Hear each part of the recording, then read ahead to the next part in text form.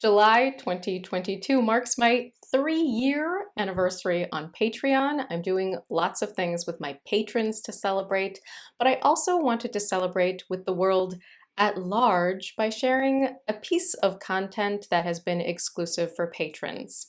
I do a show exclusively on my Patreon called Broadway Before and Beyond, in which I nerdily look at the history of musical theater and how it developed. Every episode includes a performance or two of a song indicative of the time period by me, a musical theater nerd. I asked my patrons which episode I should share as a little introduction to the public, and they recommended the Oklahoma episode, which is very appropriate because Oklahoma was a real turning point in the development of American musical theater. Episodes vary between examinations of time periods and trends, and deep dives into significant musicals like Oklahoma. It's just one of the things I do exclusively with my Patreon community. I could never have imagined 3 years ago how important that community would become to me. I'm so grateful for their support and for the community that we have created. So check out my Patreon if you think you might want to come join us, and I hope that you enjoy this very nerdy episode about why Oklahoma is so dang important. Hello, and welcome to Broadway Before and Beyond. Today we're talking about Oklahoma, where the wind comes sweeping down the plain. We've made it through early Broadway history to what is considered to be the first fully integrated musical, by which we mean the dialogue, lyrics, music, and dance are fully integrated to serve one story.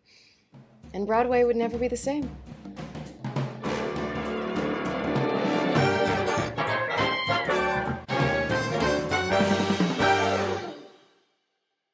All the history we've covered so far contributed to what Oklahoma achieved. We've talked about a lot of shows that helped pave the way, from the operettas of Gilbert and Sullivan, to the lower budget princess musicals, to Showboat, which notably has the same librettist and lyricist as Oklahoma. In the early 1940s, there were 3 other shows worth noting. Cabin in the Sky and Pal Joey, both in 1940, utilized dance to tell the story in ways that hadn't been done before. And in 1941, Lady in the Dark used songs to convey the inner psyche of the lead character. Quite literally, a woman in psychoanalysis. Freud was very popular at the time. The show was essentially a play, and then a few times the entire set broke open, and a full chorus of dancers and singers appeared in fantasy sequences to express the protagonist's subconscious. It was the first time songs were used expressly and experimentally to show inner thoughts to the audience. It was pretty radical at the time and drew mixed reviews from critics. In many ways, the musical was ahead of its time and resembles more the concept musicals that will develop in the 60s and 70s. It's the only musical that Pulitzer Prize-winning playwright Moss Hart wrote with Kurt Weill and Ira Gershwin, and he was trying to do something different with the form. Because there was a divide on Broadway between what was viewed as commercial, for-profit ventures and what was viewed as having artistic merit. For the most part, plays were considered legitimate and musical comedy was considered frivolous. Moss Hart and Oscar Hammerstein both wanted to bridge that gap, but they approached it differently. Both believed that the show could not be written around songs, but that the songs needed to be born of the show. And so for both Lady in the Dark and Oklahoma, the lyrics were written before the music, which was a new way of working for most people involved. Ira Gershwin, while writing the lyrics to Lady in the Dark, expressed his discomfort with having to write the lyrics without a tune to write to, but Kurt Weill insisted. Likewise, when it came to Oklahoma, Hammerstein wrote the lyrics first, which was different from how Richard Rodgers was used to composing. But I'm getting ahead of myself. Let's talk about how Oklahoma came to be. The Theater Guild was a theatrical society formed in 1918 committed to producing non-commercial plays.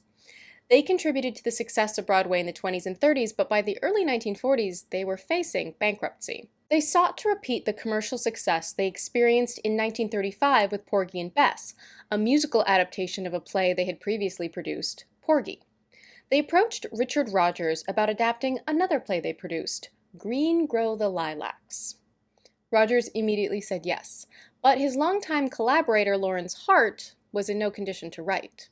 Remember that he was a tortured alcoholic?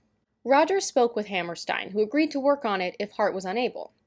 In 1942, it was announced that all three would be working on the adaptation, but Hart never did, and he died a few months after Oklahoma opened on Broadway in 1943. If he hadn't been unwell, we might never have had the iconic duo of Rogers and Hammerstein, who defined musical theater for decades to come. Up until this point, all these musicals we've talked about were referred to as musical comedies. Hammerstein believed in the idea of a musical play, one where the script was the most important part, and the songs arose out of it. Hammerstein said, "The songs we were to write for Oklahoma had a different function.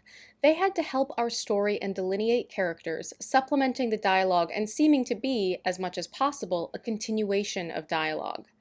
This is, of course, true of the songs in any well-made musical play. By the way, the term critics settled on was musical theater. Oklahoma was the first show to officially be defined as such. Part of the reason this could be achieved is because Hammerstein wrote both the book and the lyrics. He said, "The art of this thing is to get in and out of the numbers so smoothly that the audience isn't aware that you are jumping from dialogue to singing.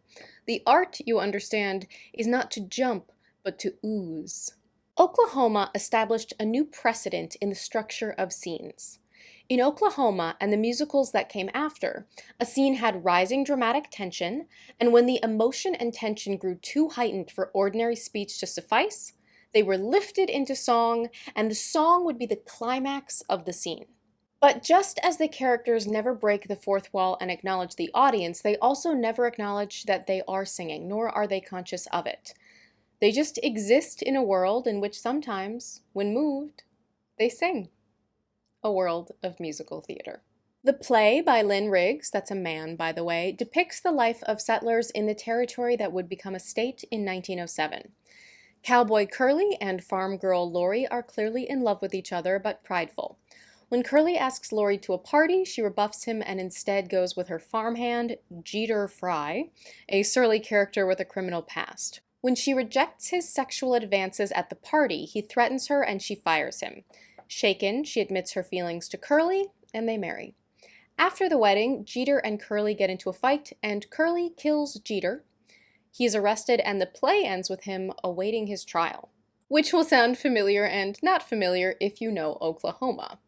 In adapting it to be a musical, Hammerstein gave it an unambiguously happy ending and added a comedic B-romance plot that mirrors that of the A-romance plot, which became the standard structure for a musical.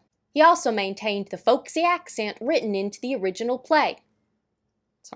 In Oklahoma, Curly and Lori are a stubborn couple that can't figure out they belong together. Jeter Fry becomes Judd Fry, Lori's dangerous and obsessed farmhand.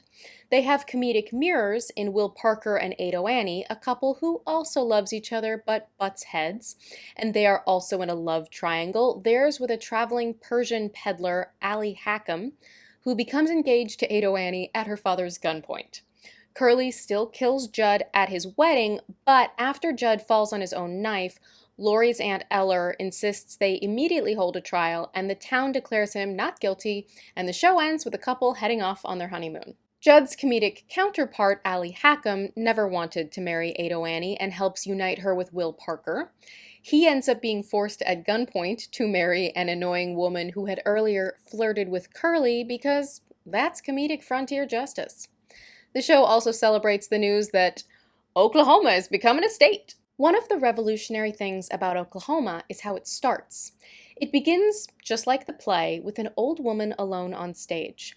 And then a cowboy begins singing off stage. "Oh, what a beautiful morning."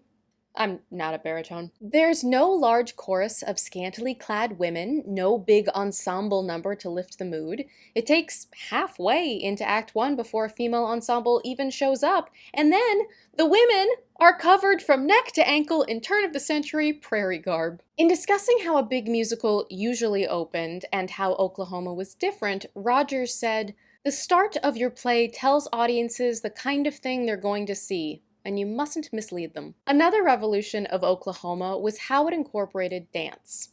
Agnes DeMille, niece of the famous "I'm ready for my close-up, Mr. DeMille," Cecil B. DeMille, was one of the founding members of ballet theater, now American Ballet Theater, and was brought on to choreograph Oklahoma. Up until this point, chorus girls were picked mainly for their looks, and often were the girlfriends and mistresses of producers, backers, directors, or writers. DeMille insisted that all of her dancers be thoroughly trained ballet dancers and chose them for talent, not appearance. She created specific, fully fleshed out characters for each dancer, playing to their technical strengths. She created choreography throughout the show to heighten the emotions, the sexual tensions, the near violence, but the show's most famous piece of choreography is the Dream Ballet. Torn between Curly and Judd, Laurie takes some Egyptian-smelling salts sold to her by peddler Allie Hackham and floats into a dream sequence, where dream dance versions of the characters act out Laurie's subconscious. This built on the legacy of the dance sequences of Pal Joey and Lady in the Dark and took it to new heights, using movement to further the storytelling like never before. But not everyone expected Oklahoma to succeed. The creators insisted on using no stars, and producer Michael Todd is credited with saying, "No gags, no gals, no chance," after an out-of-town tryout. But audiences responded differently. Before Oklahoma, the common wisdom was that theater tickets were bought overwhelmingly by tired businessmen who wanted to see pretty young girls on stage in risque costumes. But Oklahoma proved people were interested in good storytelling and broke all box office records. It ran for 2,212 performances, almost 5 years, which is more than double the previous record for longest-running show, a record it would hold for 15 years, and it was the most profitable Broadway show to date, making $40 million, a staggering amount for the time. It toured for 10 years, and in 1955, a movie version was released. Oklahoma was the first Broadway musical to put out an original cast recording. Previous shows had put out the songs often recorded by other artists or arranged differently or in a different order. This was the first time a recording was made that was meant to capture what the show was like, with the original cast and orchestrations and presented in the order of the show. This became the standard. The dynamic established in Oklahoma of a more serious A couple and comedic B couple was also reflected in different singing styles and vocal parts. Curly is a baritone, Will Parker is a tenor. Laurie is a soprano, echoing that more classic operetta sound we talked about in the last episode, while Ado Annie is a mezzo-soprano and often performed in more of a belt style like we talked about with Ethel Merman. This dynamic of different vocal parts for the couples also became standard in the musicals to come. Let's take a look at those different vocal types. Here's Many a New Day, sung by Laurie, the soprano, after she sees Curly flirt with another woman to make her jealous.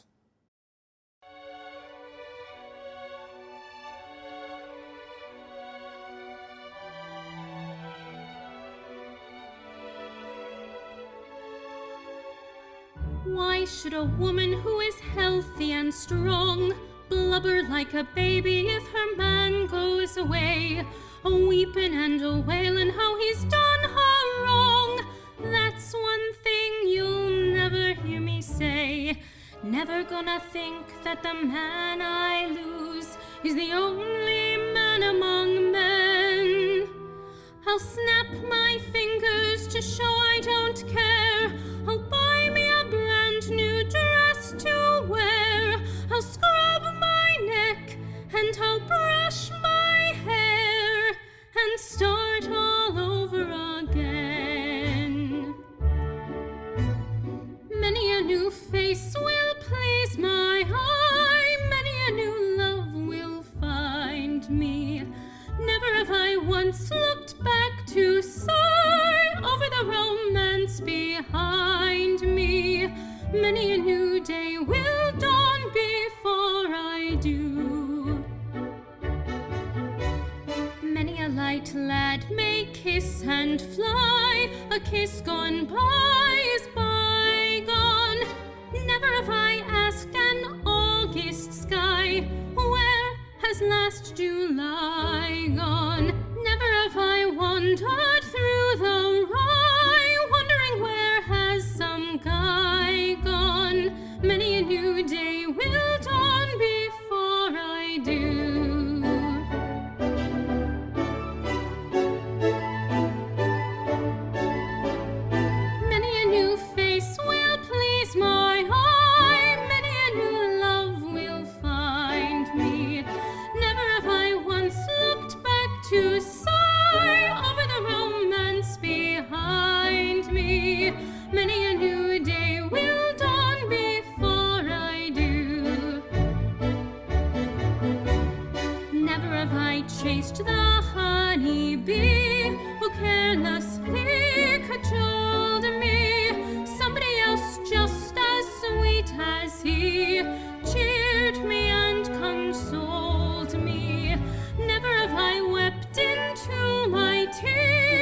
over the deal someone told me.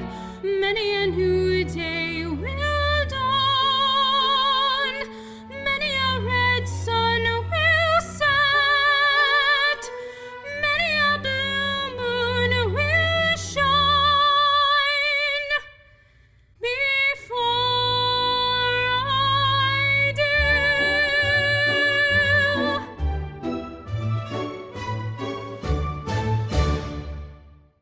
And here's her comedic best friend, Ado Annie, when Laurie tells her she just can't go around kissing every man who asks.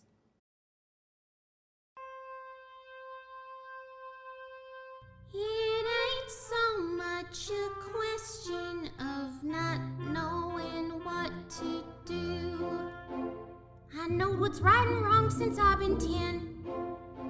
I heard a lot of stories and I reckon they are true about how girls are put upon by men.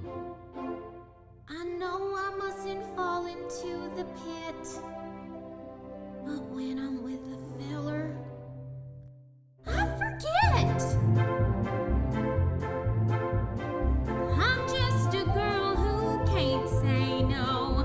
I'm in a terrible fix. I always say, come on, let's go, just when I ought to say nix. When a person tries to kiss a girl, I know she ought to give his face a smack. But as soon as someone kisses me, I somehow sorta wanna kiss him back. I'm just a fool when lights are low. I can't be prissy and quaint. I ain't the type that can faint. How can I be what I ain't? I can't say no. What you gonna do when a feller gets flirty and starts to talk purty? What you gonna do? Supposing that he says that your lips are like cherries, or roses, or berries. What you gonna do? Supposing that he says that you're sweeter than cream, and he's gotta have cream or die. What you gonna do when he talks that way? Spit in his eye? I'm just a girl who can't say no, can't seem to say it at all. I hate to disappoint a beau when he is paying a call. For a while I act refined and cool, sitting on the velveteen settee. Then I think of that old golden rule and do for him what he would do for me. I can't resist a Romeo in a sombrero and chaps. Soon as I sit on their laps, something inside of me snaps. I can't say no. Both of these songs teach us about who these women are and share what they're thinking. Oklahoma moved away from the ironic stance of musical comedy songs and dances in favor of character-based humor and musical numbers, and those stories and dances were integrated seamlessly into the dialogue and story, telling the story through song. Rogers evoked a folksier sound through his music, marking a cultural shift away from modernity, irony, and the ethos of urban sophistication that had dominated Broadway musicals of the interwar years, or the New York style. Oklahoma celebrated the seemingly simpler values of a provincial American past and was the first musical with almost immediate national resonance as an American cultural artifact. Its success both created and fed on the possibility that a Broadway musical could come to matter in the cultural life of the nation. It said something about American culture and its values.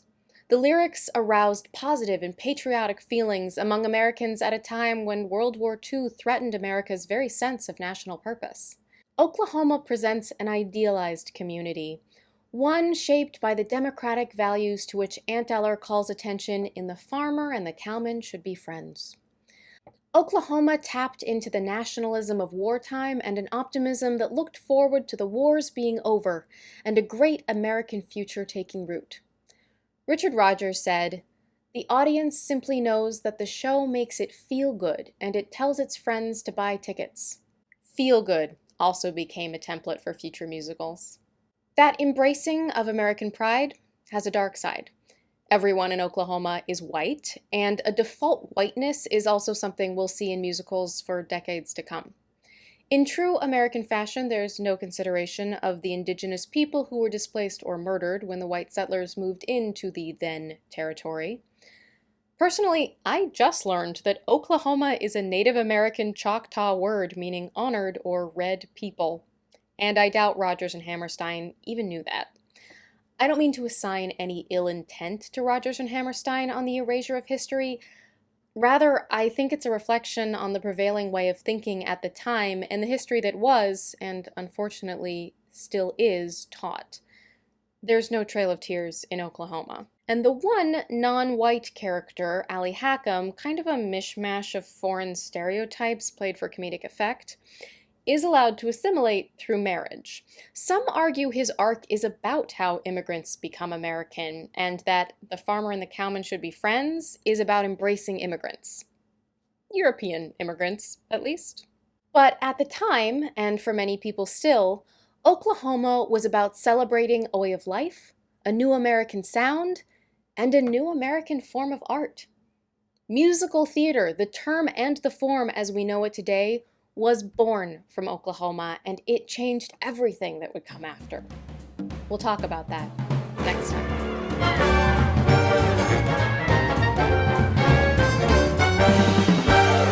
Special thank you to BBB producer Steve, who commissioned I Cain't Say No and agreed to allow it to appear in this very special episode so that we could compare two songs.